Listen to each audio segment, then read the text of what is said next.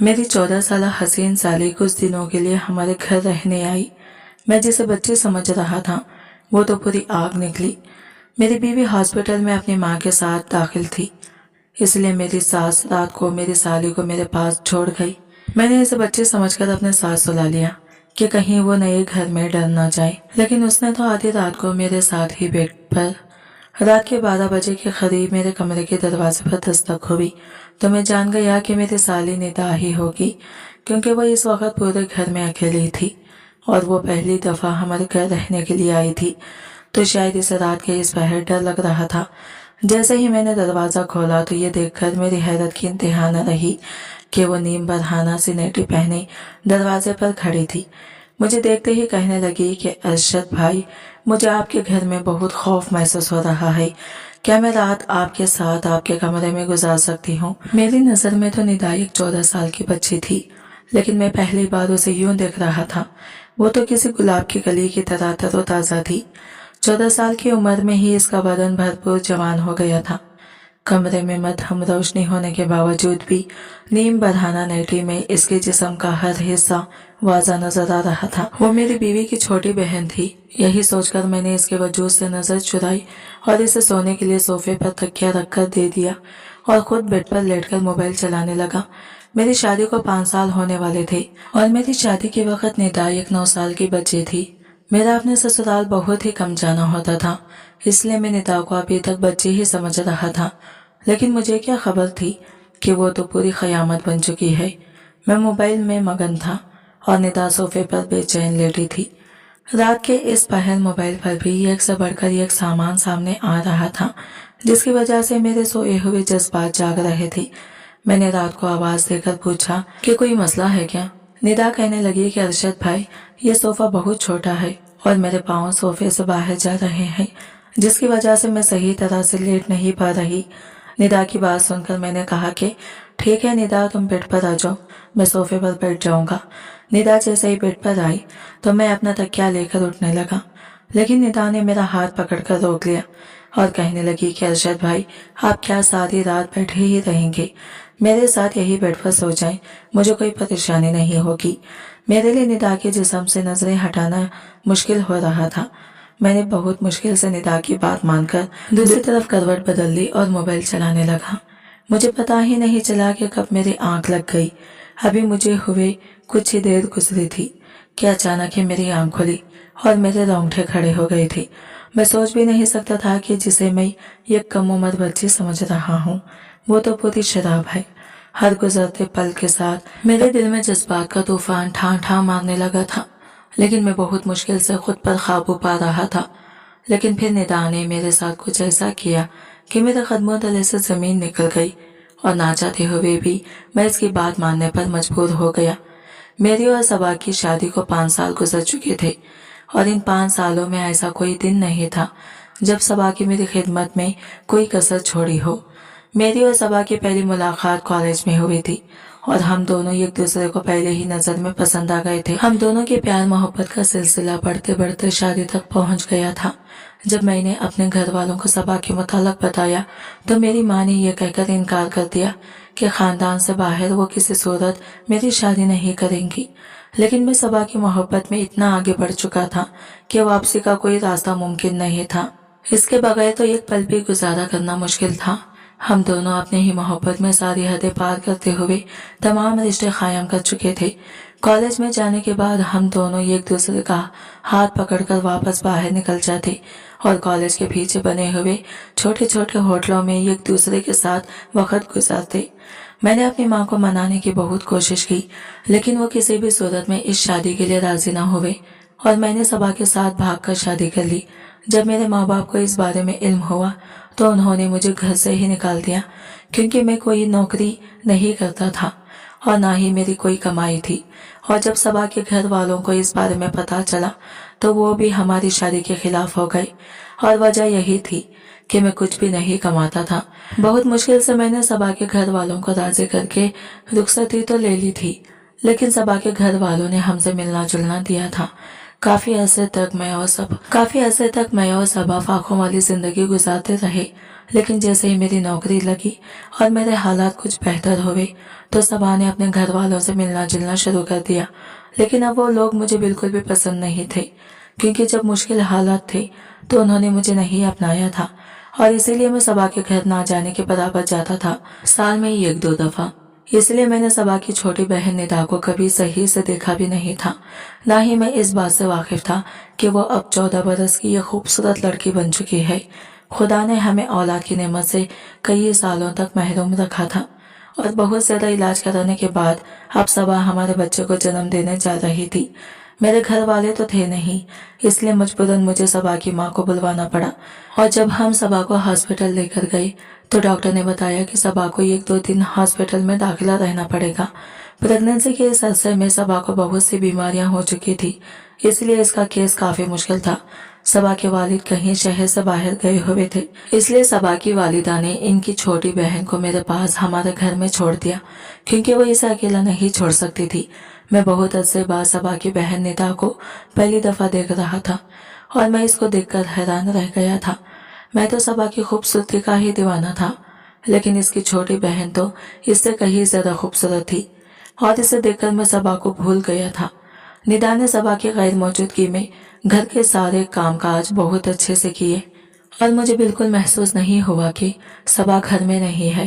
اس نے سارے گھر کو سلیقے سے صاف ستھرا کر کے سونے کی تیاری شروع کی، تو میں بھی اپنے کمرے میں چلا آیا، لیکن تھوڑی ہی دیر بعد جب کمرے کے دروازے پر دستک ہوئی تو میں جان گیا کہ ندا آئی ہے۔ شاید اسے کسی چیز کی ضرورت تھی، لیکن میں اس بات سے بالکل بے خبر تھا کہ ندا تو کچھ اور ہی ارادہ لے کر آئی ہے۔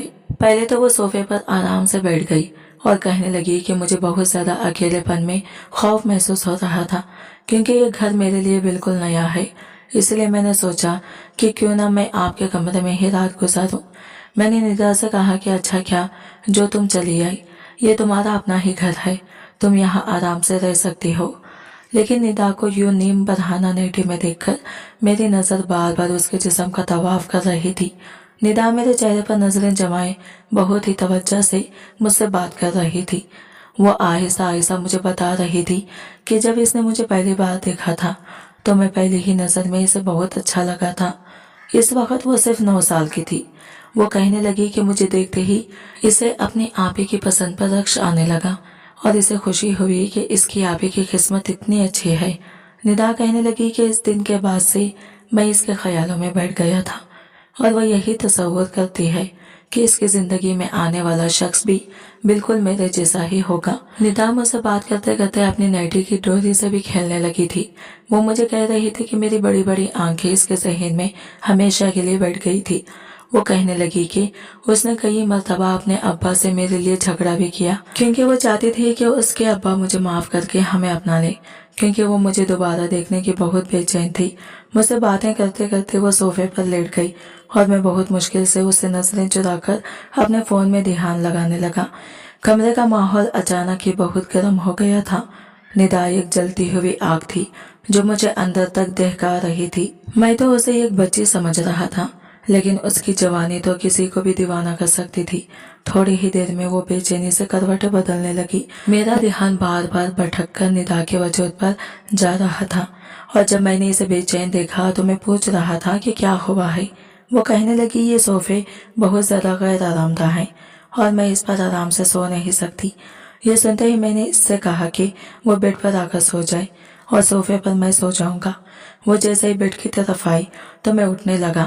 ندا نے فوراً ہی میرا ہاتھ پکڑ کر کہا کہ ارشد بھائی آپ کو تکلیف اٹھانے کی کیا ضرورت ہے، یہ آپ کا اپنا ہی گھر ہے۔ میں ایک طرف لیٹ جاتی ہوں، دوسری طرف آپ لیٹ جائیں۔ میں نے ندا کی بے باکی دیکھ کر حیران رہ گیا تھا، لیکن میں خود بھی آرام کرنا چاہتا تھا۔ سارا دن صبا کے پیچھے میں نے ہاسپٹل میں کافی بھاگ دوڑ لگائی تھی، اسی لیے میں بیڈ پر ایک کونے سے ہو کر لیٹ گیا اور اپنا فون چلانے لگا۔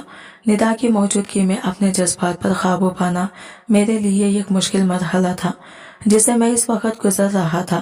فون چلاتے چلاتے بھی مجھے کب نیند آ گئی مجھے پتا بھی نہ چلا، اور جب میری آنکھ کھلی تو مجھے ایسا محسوس ہوا جیسے کوئی میرے جسم پر ہاتھ پھیر رہا ہو، اور جب میں پوری طرح ہوش میں آیا تو مجھے اندازہ ہوا کہ ندا میرے بہت قریب لیٹی ہوئی ہے، اور اس کی انگلیاں میرے جسم پر حرکت کر رہی ہیں۔ मेरे अंदर एक तूफान सा उठने लगा था। निदा जानबूझकर मेरे जज्बात को उभार रही थी। वो अपने दिली जज्बात तो बातों बातों में पहले ही बयान कर चुकी थी कि वो मुझे पसंद करती है, और अब रात के अंधेरे में वो इस तरह मेरे करीब आकर ये बात साबित कर रही थी कि इसके दिल में मेरे लिए बहुत कुछ था। मैं एक मर्द था और बहुत कोशिश के बावजूद भी मैं खुद को निदा से दूर ना कर सका, और मैं भी करवट बदल कर इसके करीब हो गया। निदा तो जैसे इस बात के इंतजार में थी। जैसे ही इसे इल्म हुआ कि मैं उसका साथ देने के लिए तैयार हूँ, वो फौरन ही अपने जज्बात मुझ पर लुटाने लगी, और मैंने भी इसके हर जज्बे की खूब पज़ेदारी की। जब हम दोनों अपना मकसद हासिल कर चुके थे तो निदा ने अपने फ़ोन में मेरे साथ हमारी कई तस्वीर खींची, जिनमें हम दोनों एक दूसरे की बाहों में थे। हम दोनों ही बेहिजाब थे। मैंने निदा से कहा कि इस तरह की तस्वीरें फ़ोन में ना ले, लेकिन निदा कहने लगी कि जब मैं उसके साथ नहीं होऊंगा तो वो मेरे साथ इन तस्वीर को देखकर अपने बीते हुए पलों को याद करेगी। मैं उसकी एक एक अदा पर फिदा हो गया था। वो पूरी तरह अपनी जवानी मुझ पर लुटा चुकी थी। उसका नर्म और नाजुक गुलाब जैसा खिलता बदन मुझे मदहोश कर गया था, और मैं ये तक भूल गया था कि मेरी महबूब बीवी इस वक्त तकलीफ की हालत में हॉस्पिटल में दाखिल है, और वो कभी भी मेरे बच्चे को जन्म दे सकती है। निदा के साथ रात गुजारकर मैं ऐसे मसरूर था जैसे कोई खुला फतह कर लिया हो, लेकिन मुझे क्या खबर थी कि यहाँ से मेरी बर्बादी का आगाज होने वाला था। जैसे ही मैं हॉस्पिटल जाने के लिए निकलने लगा, निदा ने मुझे आवाज देकर रोका और मेरे करीब आकर मुझे अपनी बाहों में भर लिया और मुझे चूमते हुए कहने लगी कि आप जाते जाते मुझे कुछ पैसे दे जाएं, मुझे बाजार जाना है। निदा की बात सुनते ही मैंने बटुए से हजार के 5 नोट निकालकर निदा के हवाले किए। मेरे हाथों से नोट लेकर इसके चेहरे पर एक मासूम सी मुस्कुराहट बिखर गई। मैंने बदले में इसके होठों को चूमा और घर से निकल पड़ा। मैं सारा रास्ता खुशी से शर्मसार जब हॉस्पिटल में पहुंचा तो मेरी बीवी सबा की हालत बहुत खराब थी। डॉक्टर ने बताया कि सबा की जिंदगी और मौत के दरमियान झूल रही है और कभी भी कुछ भी हो सकता है। सबा की माँ भी बहुत ज्यादा परेशान थी, जबकि हॉस्पिटल जाकर मेरी हालत भी खराब हो गई थी। सारा दिन मैं सबा के साथ रहा, लेकिन सबा की हालत पहले से बेहतर ना हुई। डॉक्टर ने कहा कि कुछ दिन सबा को और हॉस्पिटल में रखना होगा। ये सुनकर ना जाने क्यों मुझे अजीब सा सुकून महसूस हुआ कि सबा जितने दिन हॉस्पिटल में रहती, मुझे निदा के साथ वक्त गुजारने का मौका मिल जाता। मैंने डॉक्टर से कहा कि मेरे बच्चे को कुछ नहीं होना चाहिए। डॉक्टर ने मुझे तसल्ली दी। मैं रात तक हॉस्पिटल में रहा और रात के वाक़ा में सबा की अम्मी से यह कहकर घर वापस आ गया कि निदा घर पर अकेली होगी।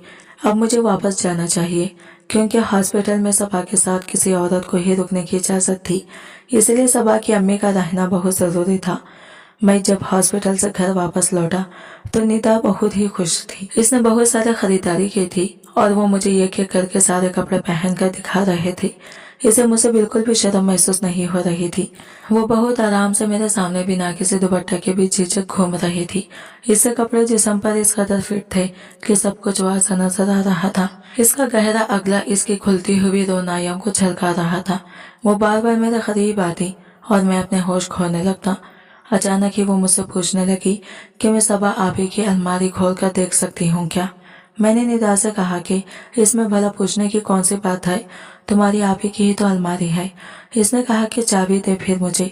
मैंने इसे चाबी दे दी और वो सबा की अलमारी खोलकर एक एक चीज देखने लगी, और सबा जो कपड़े मेरे लिए रात को पहनती वो निकाल कर मुझे दिखाने लगी और मुझसे पूछने लगी कि इसमें से आपको कौन सा पसंद है। मैंने एक छोटी सी नीले रंग की नाइटी पर हाथ रखा और इसे कहा कि ये सबा पर बहुत जचती है। ये सुनते ही निदा वो नाइटी उठाकर कमरे से निकल गई, और जब काफी देर बाद वापस आई तो मेरी आंखें हैरत से फैल गई। वो सबा की नाइटी पहने इससे भी कहीं ज्यादा हसीन लग रही थी।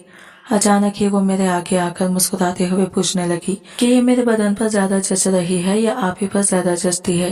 ये सुनते ही मैंने इसे अपनी बाहों में भरा और बहुत मोहब्बत से इससे कहा कि ये तुम्हारी धोतियां बदन पर बहुत खूब लग रही है। सबा तो ये पहनकर इतनी अच्छी नहीं लगती जितनी तुम लग रही हो।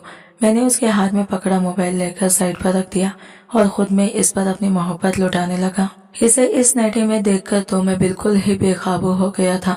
मैं सोच भी नहीं सकता था कि 14 साल की उम्र में कोई लड़की हसीन की देवी भी हो सकती है, लेकिन निदा तो हसीन की सारी हदें पार कर रही थी। इसका पूरा ही बदन बहुत हसीन था और मैं हर गुजरते पल के साथ इस पर हावी होता जा रहा था। सारी रात इस पर अपने जज्बात लुटाने के बाद जब मैं सुबह हॉस्पिटल पहुंचा तो मुझे पता चला कि मेरी बीवी ने अभी अभी एक मुर्दा बच्चे को जन्म दिया है। ये सुनकर तो मेरी हालत खराब हो गई। मेरी बीवी की हालत भी बहुत ज्यादा खराब थी और डॉक्टर इसे ठीक करने की पूरी कोशिश कर रहे थे। शाम तक सबा की हालत कुछ बेहतर हुई तो इसे हॉस्पिटल से छुट्टी मिल गई। मुझे अपने बच्चे के इंतकाल का बहुत दुख था। मैं सबा को संभालते हुए घर ले आया। सबा को देखकर निदा का चेहरा उतर गया था। इसने एक अजीब सी नजर सबा पर डाली और कमरे में चली गई। मैंने सबा को कमरे में लाकर लिटाया। इसकी अम्मी ने मुझे सबा की दवाइयों से मुताल्लिक़ आगाह किया। मैं सबा की अम्मी के साथ बाहर लॉन्च में बैठा इनकी बात सुन रहा था कि जब मैंने निदा को सबा के पास जाते हुए देखा मुझे कुछ खौफ महसूस हुआ, लेकिन मैं जानता था कि निदा ऐसी कोई बात सबा के आगे नहीं कहेगी। थोड़ी ही देर में निदा वापस आई और अपनी माँ से कहने लगी कि चले अम्मी अब हम घर चलते हैं, और वो दोनों अपने घर वापस चले गई। मैंने निदा को आखिरी बार अलविदा नजरों से देखा क्योंकि मैं जानता था कि अब हम दोनों का मिलना बहुत मुश्किल है। निदा को ज्यादा देखकर मैंने एक ठंडी आह भरी थी।